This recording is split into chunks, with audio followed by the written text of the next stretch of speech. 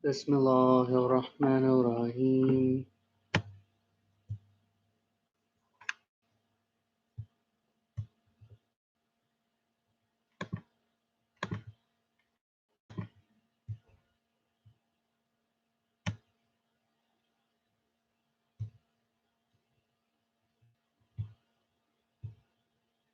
Rahim. Alhamdulillahi Rabbil Alameen. Wa sallallahu ala Sayyidina Muhammadin wa alihi at-tahirin. Bismillahirrahmanirrahim. Rabbi ashrah li sadri wa yassir li amri wahlul uqdatan min lisani yafqahu qawli. Sadaqallahu aliyyun azim. Assalamu alaikum wa rahmatullahi wa barakatuh, respected brothers and sisters. Breaking the idols of ignorance, or breaking the idols of dunya desires. Now, this topic tonight that we are going to discuss is related to the topic of ma'rifah. The perfection is for the ma'rifah. Human beings, by nature, want to know things. We, by nature, want to know. It is ingrained and embedded in our very nature. The most important thing and the highest of all these things to know, the most important thing is the ma'rifat of Allah. The ma'rifah of Allah. Not the knowledge of sense perception, not the taste of a food, not the hearing of a sound. Those are things that we are learning and knowing, but they're not the highest ma'rifah. They are not the highest knowledge. Human beings by nature want to know things. And the most important thing to know, the most highest of all knowledge, is the ma'rifat of Allah, the knowledge of Allah, the recognition of Allah, the Exalted. It is such knowledge is an experience. It is an awareness. It is a liqa, a meeting. Such a meeting, such an experience, such an awareness can be achieved through purity, through purification of the soul, and most certainly by the luft of Allah, by the grace of Allah. See, we have a wrong idea. We think that we are somehow determined to sin. We think that because we commit some mistakes and some sins, that we are prone, that we have to sin. We don't have to sin. Allah the Exalted has given us guidance to purify ourselves and to reach a stage of ma'rifah of Allah, a stage of love for Allah. We can become sinless. We can. We do make mistakes. We do make slips. And Allah is embracing and forgiving as long as we are willing to change and we are working towards a better future. Allah has the door open of tawbah to us. But that doesn't mean that we cannot reach perfection, that we cannot reach a level of purity where we don't sin. Yes, we cannot be sinless like the Imams, because the Imams of the Ahlul Bayt alayhim salam and the Prophets, they didn't sin at all, ever. Maybe we go through a process of slips, stumbles, and get up and move and purify. Slips, stumbles, get up and keep going, purify. So we have this ability to reach a level of perfection in this area. We could reach a level where we don't do anything haram and we do the wajib. So such a liqa of Allah, such an experience, such an awareness, such a recognition of the ma'rifah of Allah is able to be achieved through purity of the soul. And most certainly, Most certainly by the grace, the luft of Allah the Exalted. We cannot think that we are needless of Allah. We need Allah's luft. We need Allah's grace to help us succeed. We need Allah to grant us success. So since the humans in their nature, they seek to know things. We in our nature, we seek to know things, which can be observed from our very infancy, that reveals, unveils to us that humans have some type of need for knowing. Humans want to know. So when we are infants, we can see that we want to know things. And this tells us that we have a need to know. That need to know indicates that we are in privation. We are in deficiency. We are needy in regards to knowing. And we want to know. We have a desire to know. We have an inclination to know. Hence, if we lack knowledge, it is an imperfection. If we are ignorant, we are imperfect. And according to human nature, in turn, it is a perfection to know something, to know things. However, this should not be forgotten, that any awareness is only depending on, and allowed by Allah the Exalted. And He, Allah, is the only all-knower, absolutely, mutlaq. This word mutlaq means absolute.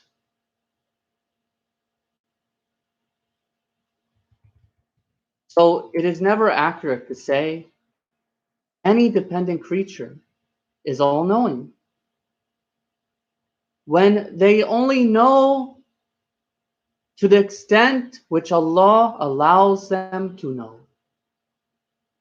And it is a dependency on Allah the Exalted. It is His allowance that any creation knows a thing. None of the creation, all the things He created would know a thing. None of them would know a thing unless Allah allowed it. None of them would even be able to function unless He allowed it. None of them would even be able to stand or sit unless He allowed it. Nobody knows anything unless Allah allows it. Allah will always know more. Allah will always be absolute. Allah will always be the one who possesses that all knowledge. There is no all-knower absolutely except Him. Therefore, since humans seek perfection, and the highest perfection is knowing, is the awareness and recognition of Allah the Exalted, the ma'rifat of Allah. In fact, perhaps we can say we are somehow seeking to know Allah by this inclination, this inclination in us. We are somehow seeking to know Allah. Because why? Because we incline towards knowing things in our nature. And the highest thing to know, the most perfect thing to know is the ma'rifah of Allah, knowing Allah.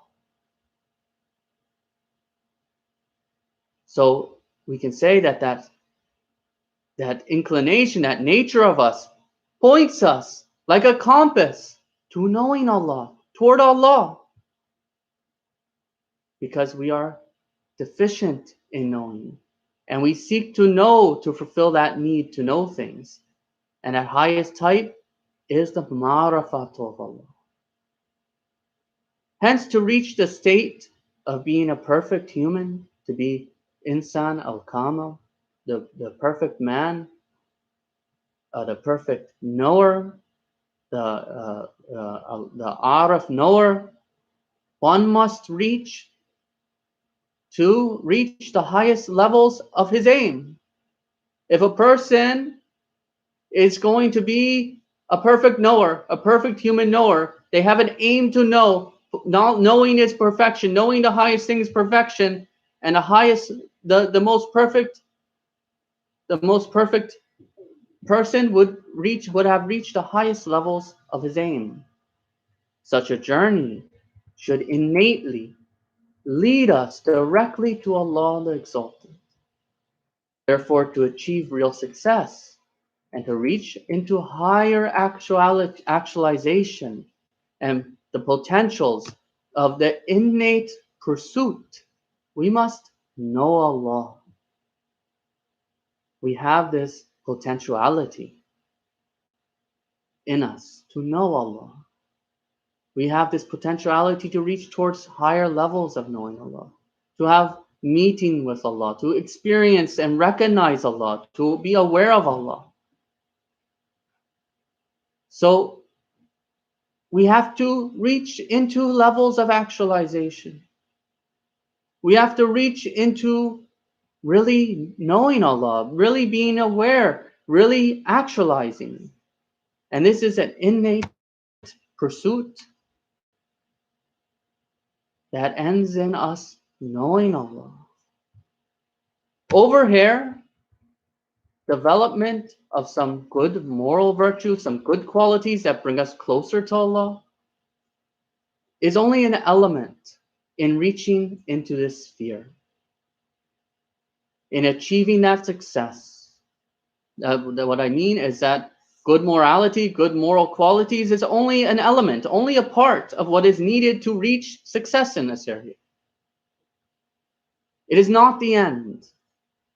Therefore, if a person develops themselves morally only for the good qualities of the soul, if a person just develops themselves for the good qualities of the soul, they have only achieved the good qualities and not the most perfect aim, not the most perfect felicity, not the most perfect success. In fact, one requires qualities, moral qualities, and obedience in actions and sayings, as well as correct beliefs. So not only do we need good akhlaq, akhlaq is part of it. It's very important. We need good akhlaq to walk on the Islamic line. We also need to walk on that Islamic line, ubudiyah, obedience, servitude, in our actions, in our sayings. And above that, we need correct beliefs. We need to have sound and correct beliefs.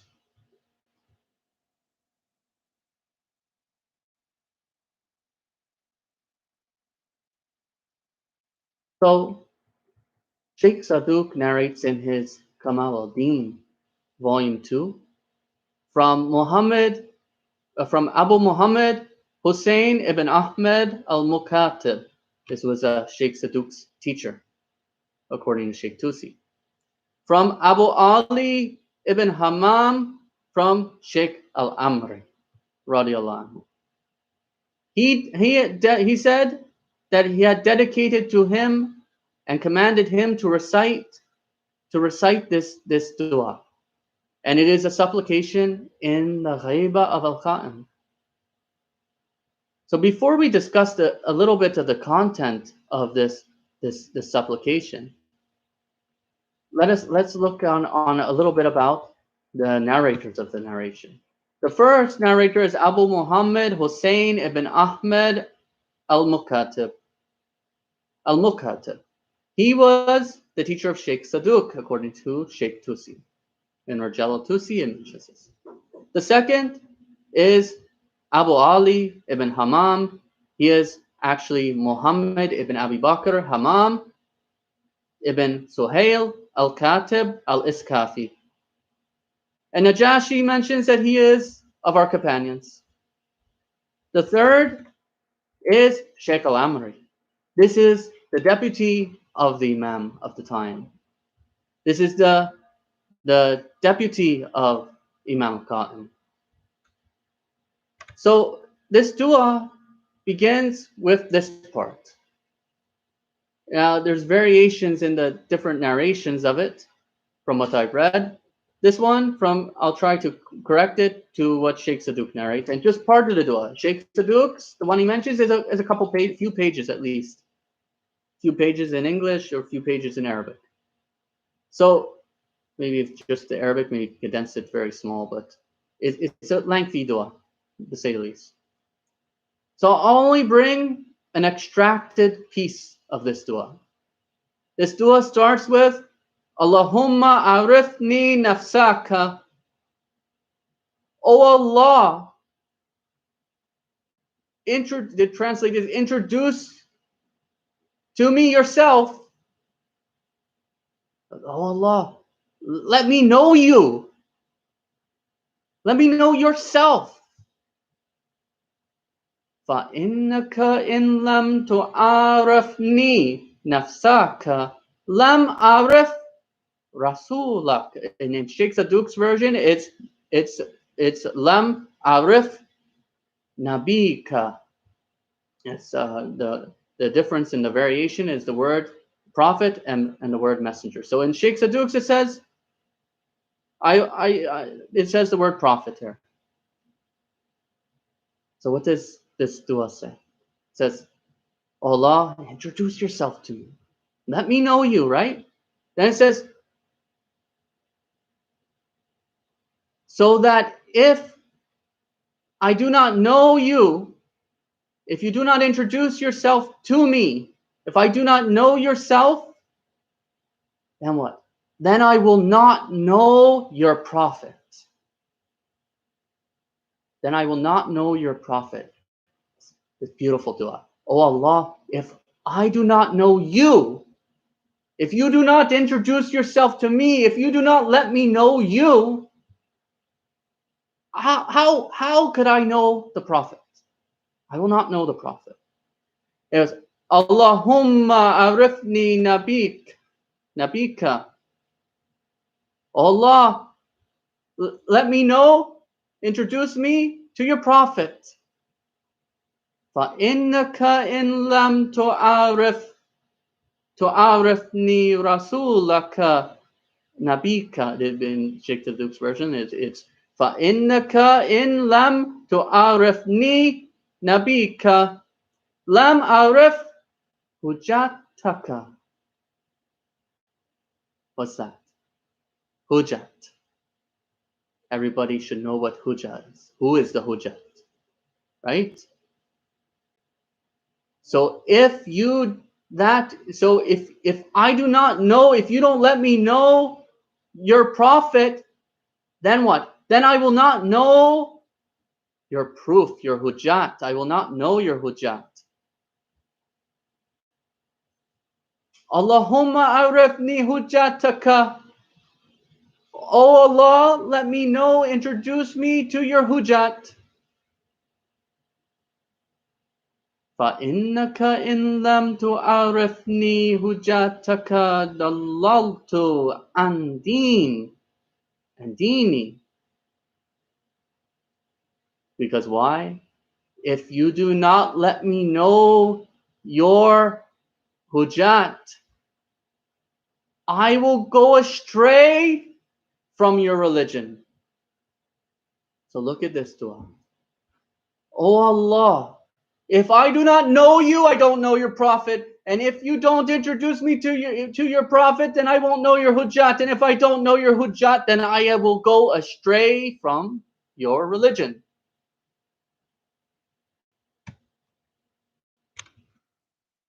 Let's just try to summarize and get the meaning across. Therefore, respected brothers and sisters, obedience is a shart, is a condition of love. Obedience to Allah is a condition of love. It is a condition of obedience. It's a condition to knowing Him. So obedience is a condition to love and knowing Him. In fact, Allah the Exalted has introduced Himself to us. We're not absent of being aware. In fact, we have an initial awareness embedded in us. And we have this initial awareness of Him in our very essence that pushes us to serve Him, that pushes us to thank Him, that inclines us to strive towards an awareness of Him. This is called Ma'rifatul Fitri. It's a fitra, innate awareness. But when we appear in this world, potentiality and temporality, of actuality, it is like we are covered with a cloak. That cloak gets stains on it. That cloak gets dirt on it. And the light of our fitra, which directs towards Him and motivates us to develop ourselves so that we can experience high levels and pure levels of realization of Him and nearness to Him, love of Him. It gets buried. It gets stained up. It gets clogged up, and that light starts to not come through. We may consider ourselves like a traveler. A traveler cannot go to any given destination without knowing of where he is going, without knowing to where his destination is, without knowing what his aim of travel is. Yes, even a person who goes around in loops and circles, their aim is to go around in loops and circles. They have an aim, they have a destination. They're not traveling with no aim at all. Even if their aim is to joyride. Whenever we travel, we're going somewhere. We know we're going somewhere. We have an aim. Without being aware of our aim initially, where he is going, he wouldn't do that. Hence, the traveler knows where he is traveling toward. Therefore, it makes sense that we have that very initial awareness inside of us that inclines us to where we need to go. However, this cloak that we were talking about, it gets stained. It gets stained with the rust of sins and the rust of social influences, false ideologies, false beliefs.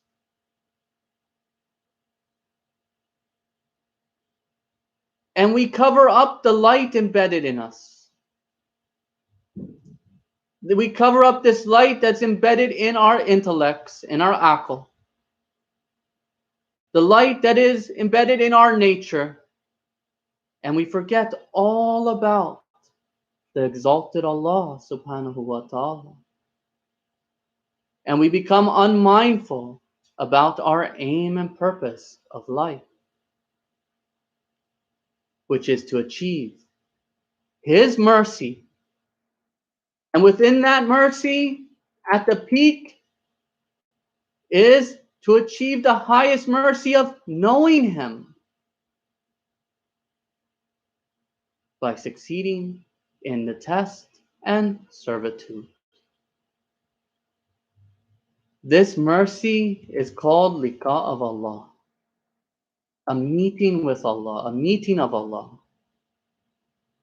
It is the aim of the true Orafa, the most beautiful goal of the followers of an authentic Islamic lifestyle. They want to get near to Allah. They want to know Allah. They want to be immersed in the love of Allah. They want to be drowned in His mercy. However, one requires to be able to do that self-purification and moral development.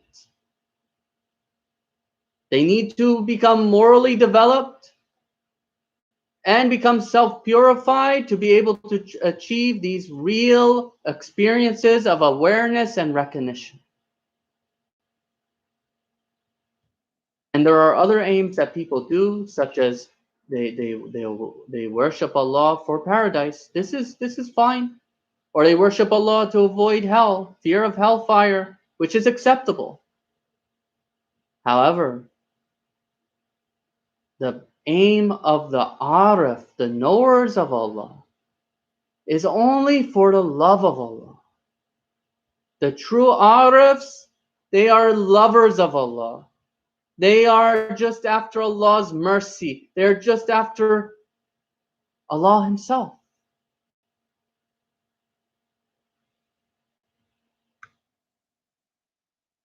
So